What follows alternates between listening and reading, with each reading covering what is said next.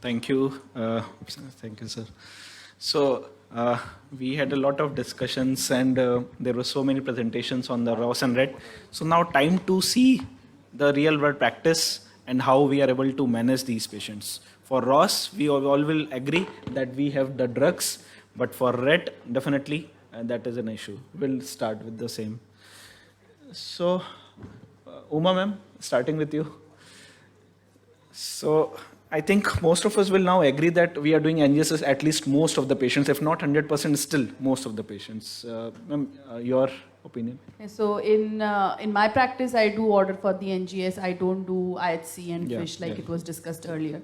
So I just go for the whole panel of NGS for the that's why let's not discuss ROS IHC itself, because sometimes we do at TMH we do ROS IHC when NGS is not feasible, and if ROS IHC is positive we test for ROS fusion sometimes when NGS is not feasible. And with current labs, I think we sometimes even get the reports within a week to 10 days, depending upon when they're running the sample. So the TAT is not like a month or so where what we used to see earlier.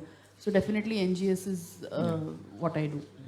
Dr. Pushpak, now both these are fusions. So any specific comment on the type of NGS which you want to check? Because most of the time we just write NGS and we forget to mention the details. What precaution do you take in your practice? Yeah, so the magnification, that is the X.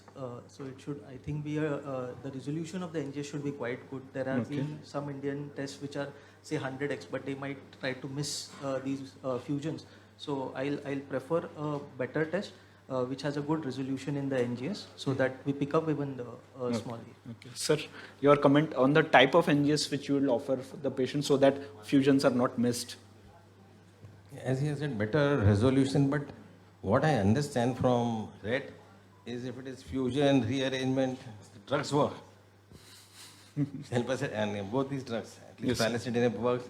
Even in wild type it works. That's what I have not used this drug ever, but what I read, I'm telling you. So, irrespective, of course, the type of NGS, the quality, all those things are important, more accurate lab, but it works. Yes. Any comment, ma'am, specific to the type of NGS? Actually, since I work in a government medical college, so we are from resource limited settings, and we heavily rely on the coupons that are provided. So we go by the NGS panel from the coupons, and that's what we are doing. But we are coming up with our own molecular oncology lab, and probably then we'll have to go back to IHC to start with. So just a word of caution that all the NGS do not include RNA-based fusions. Some of them only do the mutations. So we have to be careful about when we are interpreting the report and what we are ordering, because it's the fusions that we are interested in and not just the mutations in the ROS. Yes, and definitely fusions will be missed if you're not doing RNA-based NGS. So having both DNA plus RNA-based NGS and looking at what is the exact number of genes and exact fusions which are getting covered in the same. Because sometimes, specifically in coupon-based NGS which we do, sometimes we see that MET exon 14 skipping mutation is not there at all. So also in DNA-based panels, fusions are very difficult to find. Even same with the MET exon 14 positivity is much higher with RNA-based NGS. So these are the important things which need to be considered while testing. We'll go ahead with the treatment part as well.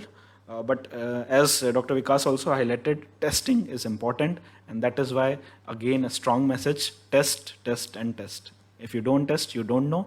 And we have got a lot of comments from our other colleagues who don't know, non-medical oncologists who don't know about the availability of the drugs. They think that most of these drugs are not available and it is not meaningful to test. That is why we need to spread awareness that yes, most of these drugs are available. Those are not available, we can have compassionate access programs as well. Any comment on the same? Uma ma'am, your comment? Availability of the drugs?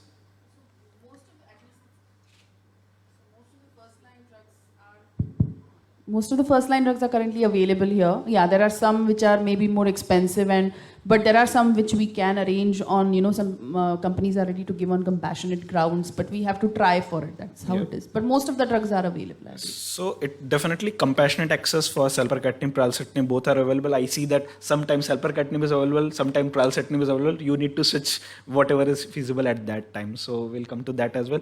We have developed a specific team in our hospital so that they can continuously work on the compassionate access program, because it requires a lot of documentation, lot of paperwork, and if a person is starting from the zero level, it is very difficult to understand. So a dedicated team, at least involving a social worker and one person who has some medical knowledge, that will be helpful in deciding.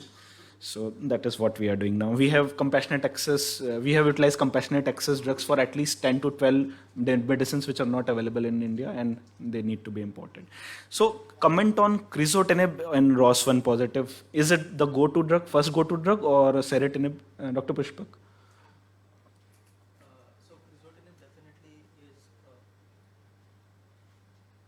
So crizotinib definitely is the first option that we use.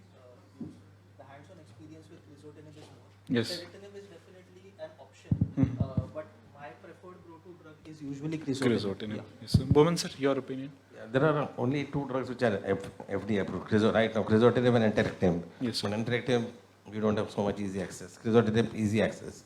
So Crizotinib, first is crizotinib. Crizotinib, and even support programs for crizotinib are also crizotinib are available. there. So even in government setups, we found it's I think Yes, we have crizotinib available for our patients, Yes. which is free of cost for them. So definitely we are going as crizotinib as the first line. Though we also have ceritinib, but at the moment for the ROS ones, we're keeping it as And crizotinib resistance, there is quite some data also. What Yes. to be using. yes, yes. Only so- those probably with brain metastasis, where we would want to maybe Yes. start off with ceritinib. Ceritinib. Okay. Any? Have you tried compassionate access entrectinib for these patients? Okay. Akhil, for, Is I it have available? tried, but now see, in the patients with brain metastasis, you don't have that much of time. And this takes a hell of a process. You may be lucky to get the drug in time, but there are too many processes and it takes sometimes 3 months to get the drug in hand. And the patients of brain metastasis, you can't wait. So ultimately we end up you in giving definitely don't crizotinib, wait. which is Start the easily treatment, and if compassionate access drug is available, switch Sometimes to that. ceritinib That we is can what try we because also. which is Indian scenario, it is a easily accessible drug. I definitely completely agree. So start with the treatment. Don't wait for the treatment, and then you can switch to the drug as soon as it is available. That is also what we do. Sometimes we even see that tolerance to first drug is not good. Then also we can consider switching. If you already applied for the program and drug becomes available, then you have at least option to switch to the next drug. So don't wait for developing resistance, because at that time, if a patient is already progressed, then we don't have time. So starting early is the key. Like testing is the key. So these are the crizotinib data from Asia and other countries as well. So it is very clear that crizotinib has good response rate, 70 to 80%, both in prospective and retrospective settings. So yes, crizo is the go-to drug. Ceritinib data is also good. Now it is for crizo-naive patients, it is PFS is 20 months and it is 10 months for crizotinib pre-treated. So as sir highlighted, even patients who have progressed on crizo, ceritinib is an option if other drug is not feasible. This is some data about repotrectinib, but I'm not going to detail because this is not available to us at all. This is the data for lorlatinib. Anybody having experience of utilizing lorlatinib in ROS1 positive? I have used in RET positive after failure. Yes, sir. And that was a patient who had come, totally on a wheelchair, on a trolley with extensive brain mets. Okay, sir.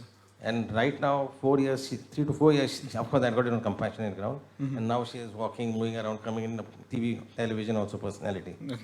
Great. So this is the success story when PS3-4 patients, when we are discussing immunotherapy and other drugs are whether beneficial or not. But in TKI, we don't think about the performance status. We start the treatment as soon as available and it is feasible. So even we don't allow any patient of non-small cell lung cancer to go without gefitinib, because we know 30% patients will be EGFR positive and we don't have time to get report. Even then we start just a compassionate access gefitinib. We have a publication for the same. Those patients who definitely it will benefit only patients who are EGFR positive, but at least we know 1/3 patients are positive, so they will get the benefit of the treatment. Yes, sir.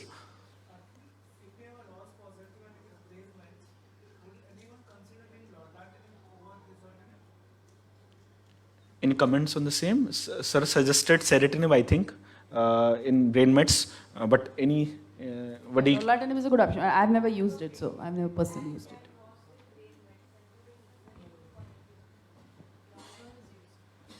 I think so, lorlatinib may be the way to go. So data is there, but whether we can use in first line, yeah, that is fine. So it can be used because it is our experience which has suggested that yes, lorlatinib has extensive good cranial penetration, as sir told, which Those patients who receive RT, elderly patients, RT, post-RT, my experience with, I'm taking whole brain RT, and then it's created a lot of trouble with CNS toxin in terms of cognitive decline. So then you have to talk to the radiation oncologist that keep the patient under observation, don't give RT, start lorlatinib. Then maybe no, we will face, because two of my patients had very bad, no, they survived. Disease one in duration of response, CR was more than 2 years. yes. But then no. Then we will there not was also no quality of life in that. we will also not know whether the symptom is due to radiation adverse effect or due to drug itself, because lorlatinib itself causes So that's why psychosomatic no, symptoms. so patient knowing the fact that the disease drug works better in CNS, hold on the radiation, give steroids and then start the drug. Maybe no, the symptomatology improves and you can avoid the radiation. Definitely, that's a comment. How comfortable are we? Like, suppose, these tests take time, right? All these molecular tests. So, if a patient is symptomatic for brain mets, it becomes very difficult to wait for that report to, before you start the therapy, I think. So before, no, when we used to wait for the biopsies, that time we used to wait. No, our radiation oncologist never started. I want the diagnosis. Please have a diagnosis. Till the time they used to manage with steroid. Nobody has started, I guess, till the time the histopathology is available. Yeah, Vijay is there. biopsy you get in 3 days. You do a biopsy. No, I'm talking about a time when we used to struggle to get the biopsies 10 years back. So the radiation oncologist used to wait. They wanted the biopsy in hand because the differentials that time used to be tuberculosis and something else. I'm talking about a brain metastasis where you do not have a tissue diagnosis. The radiation oncologist used to ask to wait for the diagnosis in hand. I agree, but that's what I'm saying. So for a biopsy to tell me whether it's a malignancy or not, it gives 3 to 4 days, But for the molecular report, it may take a lot longer. So are we comfortable waiting with a symptomatic brain met? So what is happening now, we started doing MRI for all patients and we started getting detected minimally symptomatic or asymptomatic brain metastasis. Symptomatic patient is very, very rare in our practice with ALK and ROS. Yes, there are one odd patient who will land up and then you discuss whole of radiation. I'm talking in the context of starting lorlatinib only. I'm not in general. So, what I will like to make a point, probably yes, like EGFR, we have to differentiate between symptomatic brain metastasis and asymptomatic or minimally symptomatic. For asymptomatic and minimally symptomatic, definitely we can wait, start lorlatinib, because the positive thing of ALK inhibitors is that act very fast and the responses are quite faster achieved as compared to EGFR and the other molecular agents. So definitely if he is minimally symptomatic or symptomatic, wait, start the lorlatinib and see. And if he is symptomatic, I will prefer to go for radiation. Madam it ऐसे seems इसमें Ross आयत से भी भेज सकते हैं. You confirm it later with fusion, but TTF1 तो लगाते ही है साथ में रॉस आयत से. You will get that, at least you can give that chance to the patient. So what is coming out is we need to take decision on case to case basis. There can be no single answer that you have to wait or you don't have to wait. So it needs to be case to case basis as suggested. And even the type of the brain mets, cystic brain mets, actually helps us. Yes, there is some of the other target, especially ALK and ROS. These have cystic brain metastasis, which we see. Cerebral edema, how much is it also? Yes, in brain mets clinic, I think sir will be So able to. when ALK was not the story, we used to just start Catnip and patient used to come walk in, the patient with PS 4.5. I'm saying 4.5. You just start Catnip and 7-day patient will come with the report and it is very difficult to identify who is the patient relative and showing the EGFR positive report. No, those were the good days when we have limited options. Yes. I agree with Akhil. This decision, as doubles of correctly pointed, has to be individual based. If you have a cerebral edema, lesion is in posterior fossa, then I think it would take a lion heart to say that no, we'll wait for the report. It's better that we act on that. Yes, and selection of the drug then becomes important. As sir suggested, even serotinib can be considered because it has also candidate interpretation, and Lola has a label in the second line option, so accordingly it can be selected. And it becomes much easier actually to follow the label in such a case where we don't have clear cut. So this is the data for Lola, and intracranial responses are seen in 65% of these cases. This is a small data set, not so large as ALK, but yes, you can see the response rates are really good. So these are the various data. And also entrectinib has a label for first line when brain mets are there, so it can be considered. But yes, it is difficult to wait for arrangement of the drug. Yes. So coming to this entrectinib data, this is the entrectinib data which suggests that it has extensively good activity in the brain. Even Lorla has only 65% response rate, but entrectinib has entrectinib responses to the tune of 80%. So it's much more active in the brain. So these are the slides for the same. Let's come to the toxicity of these drugs after if we see patients with baseline brain mets, median PFS with entrectinib is 13.6 months as against Crizo, which is just 10 months. And without brain mets, still PFS is reaching 26 months. That is, if we see, it is closely more benefit in non-brain mets because definitely the prognosis itself is much better. So, any comment on the toxicities of these drugs? Because Crizo we have utilized so much that we are very well aware how to manage the Crizo toxicity. Any comment on the lorlatinib toxicity? I don't have any experience with lorlatinib, but Crizo and of course eritinib are very well tolerated with our patients.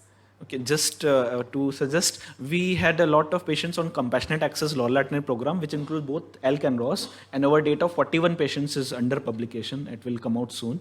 Then this will be first Indian data of large number of patients.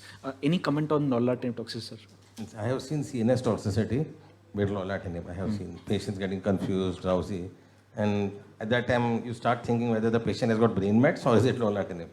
So and then the confusion That's the starts main confusing in our mind also. Yes. Other than that, hypercholesterolemia in your practice? Is it really symptomatic? Because one of the experts that was of course few years back, I had asked on lorlatinib that do you treat hypercholesterolemia? I said no. Why you should treat? Okay. The answer was obvious. What you meant to say that.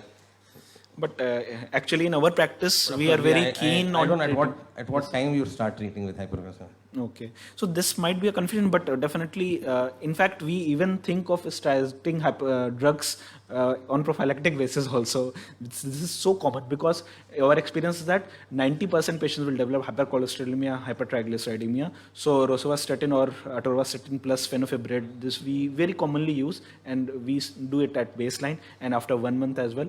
If a patient is more than 50 years, definitely we start without waiting for the lipid profile as a prophylactic basis. Though it is not a standard way, you can also wait for 1 month. But we have seen triglycerides and everything in the level of thousands as well. So that is why we are not so awaiting the increase in. Any comment on the same? Yeah, so basically, crizotinib, yes, we are able to handle. I had seen one patient with ocular side effects where there was this...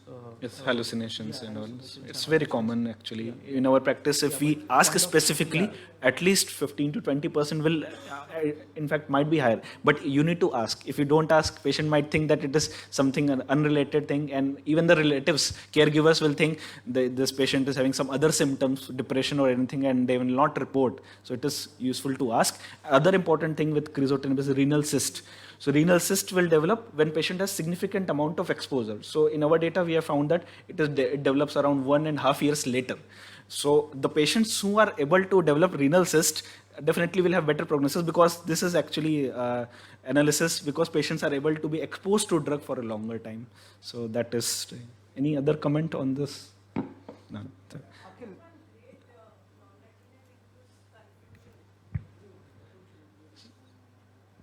No. Yes, ma'am? Grading of lorlatinib induced confusion. So, any comment on, sir, since you have seen a patient with lorlatinib induced neurotoxicity, any comment? It's, we do clinical. I had seen the patient who was on lorlatinib, but after 2 or 3 years, 4 years, so I thought, okay, he's developing brain mets. But he really developed brain mets, he got extensive disease, and we lost him. Okay. After 2 or 3 years on lorlatinib. Okay. So first differential, we need to check patient is having a actual disease in the brain which is causing the symptom.